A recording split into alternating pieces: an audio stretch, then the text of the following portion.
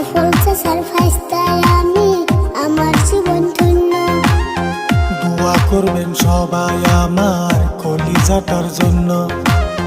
কত কথা শিখলাম কাকা আমি তোমার কাছে। তোমার মতো বাঁচতে বলো কার কপালে আছে। সবার ভালোবাসা মোদের সফলতার মূল। আমি জিমেল রাশিদুল।